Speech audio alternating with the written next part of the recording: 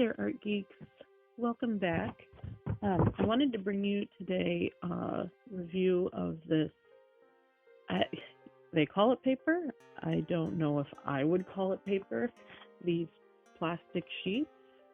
Yupo didn't send this to me. I actually ordered a calligraphy pad from an online retailer and was sent this pad by accident. It looked intriguing. I wanted to try it. They said I could keep it, so I did, and I tried it. This is Yupo Heavy. Apparently, I've since learned it comes in a couple of different weights. There's this embossed text that I'm trying desperately to get the camera to focus on so you can see, and spoiler, that never works, so I'm just going to read it for you.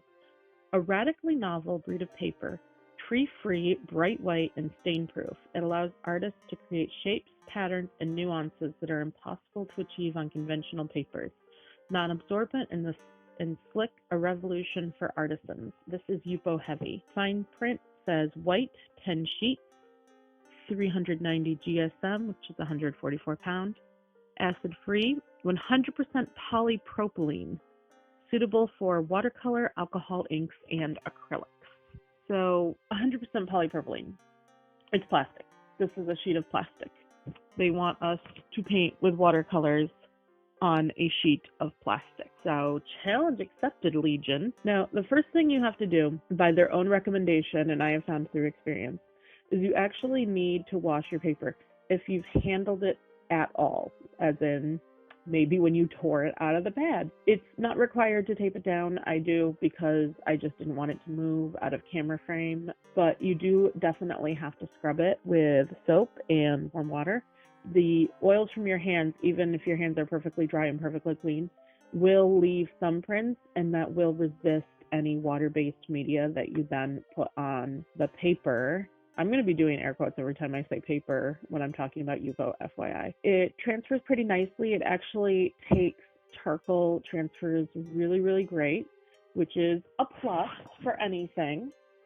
But the actual painting experience itself is not one that I found particularly enjoyable because this is a completely non-absorbent surface. You're not going to get any of the same, how do I put it? You have to pool the paint on the paper. India ink seems to take to it just fine. There isn't any wet on dry with Yupo because it's non-absorbent. It's going to resist, so you really have to pile it on. I think I had a few issues stemming from erasing the charcoal afterwards.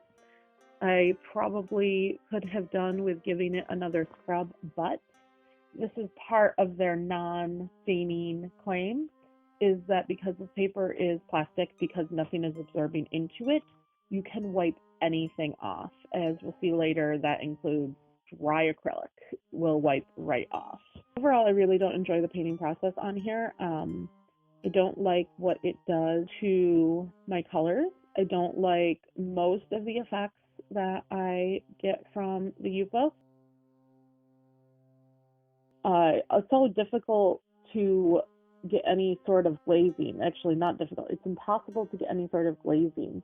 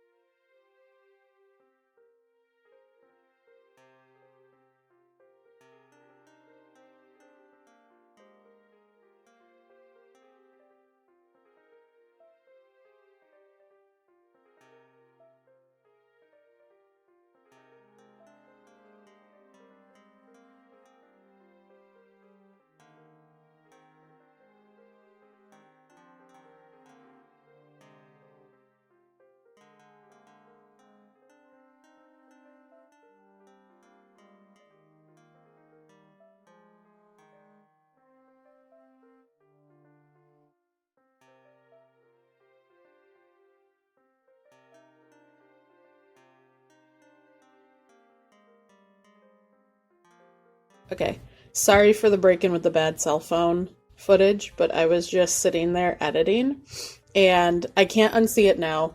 Does this stupid bog mummy on this stupid Yupo paper not look like the bad restoration of Ecce Homo? I can't unsee it now. She looks like a Jesus monkey. I hate this paper. This is a side-by-side with a paper done on traditional arches, 300-pound rough, and you can see it changes the color. Like, it changes your paint color. Those were painted almost identically in all the same colors. I think I only used different colors for the couch, but I used the same combination of mummy bauxite and sepia for the skin tone, the same cobalt teal and moonglow for the background, the same Payne's gray for the stockings and the shoes, the same alizarin crimson for the lip, and it's just completely different. Like, I wanted to just show special attention under the arms where you can see on the background that they actually dry completely differently.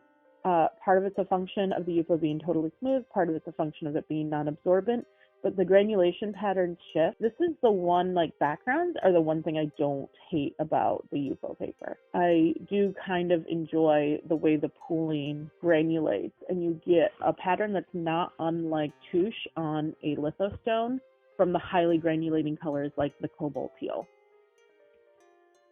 So because it's a plastic sheet, you can't really rip it like a printmaker traditionally would rip their paper. You have to cut it.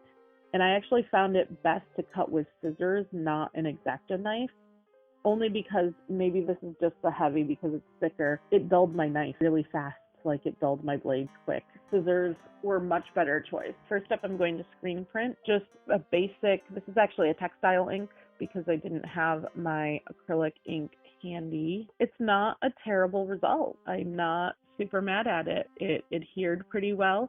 It has a slight texture, but I found that mostly went away after drying. You can see I have some little guidelines for paper size that I built into the screen, and those are going to wash completely off. You will notice by the third one, the edges of the ink is starting to dry, and I have to scrub at the third and fourth one a little bit more, but they still come off. I guess the nice thing about this paper is that if you make a mistake or you hate what you did, you can just completely wipe it clean and start over again.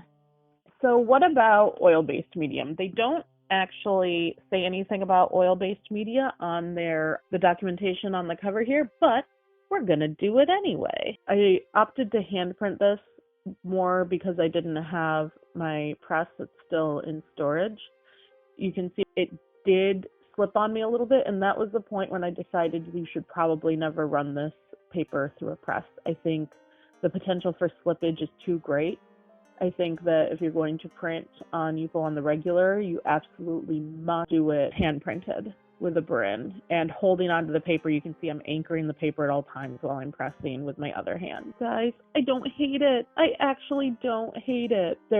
I'll show you a close-up right here. There's actually inconsistent printing. That's just me hand printing, but it's got some beautiful little stippling effect almost that I just find gorgeous. Again, it's got that little bit of texture like the screen print had, but I actually don't hate it. That said, am I going to be using this for printing on the regular?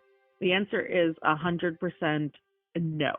This pad that I was sent on accident that I've been experimenting with is the Heavyweight 10-sheet pad 9x12 bright white. That pad on Dick Blick will run you $20.21.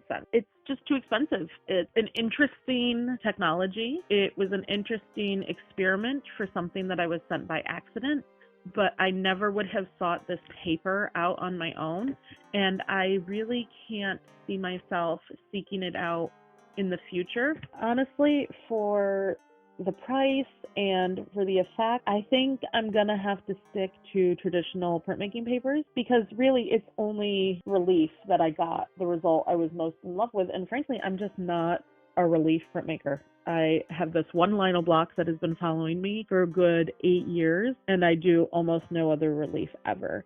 The screen printing results were okay, but they weren't ideal. And as for painting, I gotta give it 2 thumbs down. Do not recommend for painting. Have you used the Yupo paper for anything? Am I totally off base here? Should I not be trying, the first thing on their list that they say to try? Would I hate it less with acrylic? Spoiler alert, probably not, because I hate acrylic. Have you used it for alcohol inks? How'd you like it? Let me know. I'm gonna go drink more coffee. Have a lovely day. I will see you later. Bye.